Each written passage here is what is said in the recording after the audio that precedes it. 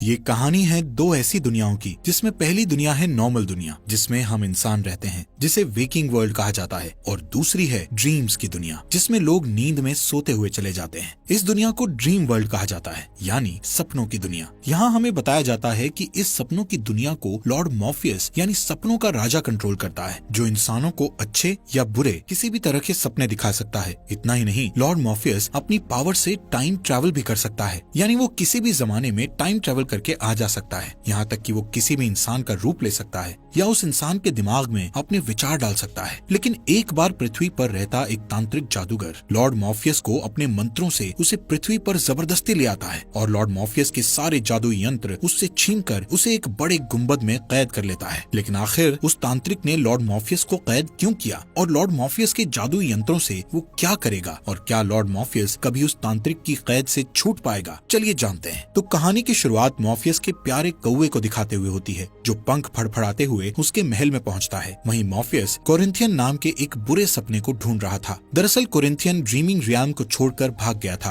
और अब वो वेकिंग वर्ल्ड में तबाही मचा रहा था। उसकी वजह से बहुत सारे लोग मारे गए थे। इसलिए सपनों का राजा यानी लॉर्ड मॉर्फियस कोरिंथियन को रोकने और उसे पकड़कर वापस लाने का फैसला करता है। वो अपना मास्क उतार कर कोरिंथियन को ढूंढने के लिए ड्रीमिंग वर्ल्ड से निकल जाता है। मॉर्फियस ड्रीमिंग वर्ल्ड में सबसे ताकतवर था, लेकिन वेकिंग वर्ल्ड में उसकी ताकत कम हो जाती है। लेकिन इसके बावजूद उसे कॉन्फिडेंस था कि वो अपने इस मिशन में कामयाब होकर रहेगा, क्योंकि उसके पास 3 हथियार थे। पहला पाउच ऑफ सैंड यानी रेत से भरी थैली, दूसरा हेल्म यानी मुखौटा, और तीसरा उसका रूबी स्टोन। यहाँ से सीन शिफ्ट होता है और हम देखते हैं कि साल 1916 के समय में इंग्लैंड में लॉर्ड मैगस नाम का एक आदमी और एक फेमस जादूगर मिलकर मौत के देवता को काबू करने के लिए कुछ तांत्रिक साधना कर रहे हैं, ताकि वो अपने मरे हुए बेटे को जिंदा कर सकें। उनके साथ उनके चेले भी मौजूद थे, जो एक स्वर में कहते हैं अंधेरे की दुनिया में। इस बीच लॉर्ड मॉर्फियस लंदन में कोरिंथियन के पास पहुंच जाता है। कोरिंथियन उस वक्त वहाँ एक आदमी का खून कर रहा होता है। मॉर्फियस उसे मारने ही वाला होता है कि तभी अचानक उसे वो मंत्र सुनाई देता है, जो कि था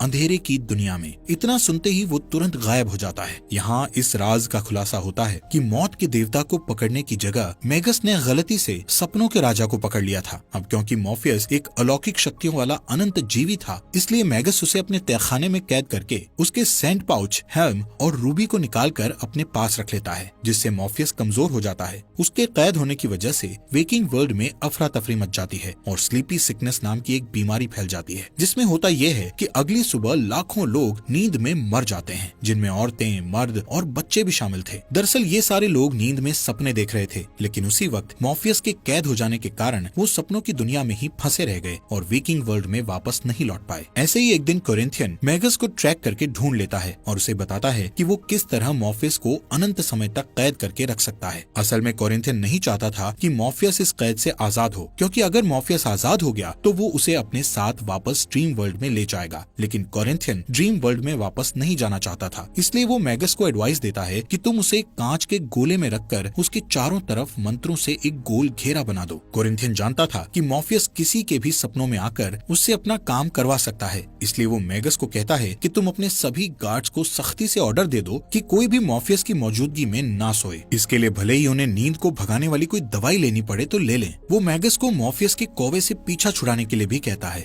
क्योंकि वो कौवा अपने मालिक मॉर्फियस का बहुत वफादार था और वो उसे छुड़ाने के लिए कुछ भी कर सकता था। ये सब सुनकर मैगस बेसमेंट में जाता है, जहाँ मॉर्फियस कैद था। मैगस मॉर्फियस से कहता है कि मुझे गलत मत समझना, क्योंकि मैं सिर्फ तुमसे इतना सा काम करने को कह रहा हूँ कि तुम अपनी शक्तियों से मेरे मरे हुए बेटे को वापस जिंदा कर दो, जिसके बदले में मैं तुम्हें यहाँ से आजाद कर दूंगा। लेकिन मॉर्फियस उसे कोई भी जवाब नहीं देता, जबकि उसे उस गुंबद में काफी ज्यादा तकलीफ हो रही थी और उसकी बॉडी भी बहुत मुश्किल से मूवमेंट कर रही थी। इसी तरह समय गुजरता रहता है और पूरे 10 साल गुजर जाते हैं। अब मैगस का दूसरा बेटा एलेक्स बड़ा हो चुका था और वो कैद में पड़े हुए मॉर्फियस के बारे में जानने को बहुत उत्सुक रहता है। एक दिन एलेक्स उसके पास जाकर उसे कहता है कि अगर तुम मेरे भाई को जिंदा कर सकते हो तो तुम यहाँ से आजाद हो सकते हो, मैं खुद तुम्हें आजाद करूंगा। वहीं मॉर्फियस उसकी बातों को सुनकर भी खामोश रहता है और अपने मन ही मन में कहता है कि मैं तुम लोगों को वो चीज नहीं दे सकता जो तुम मांग रहे हो, क्योंकि अगर मैंने ऐसा किया तो वेकिंग वर्ल्ड और ड्रीम वर्ल्ड दोनों जगहों में ही गड़बड़ हो जाएगी और लाखों लोग मारे जाएंगे। यहाँ हमें पता चलता है कि मॉर्फियस की चुराई गई जादुई चीजों की बदौलत मैगस और उसके साथियों को धन दौलत के साथ साथ ताकत और जवानी भी मिल गई थी। यहाँ से सीन शिफ्ट होकर साल 1926 में चला जाता है, जहाँ पर एलेक्स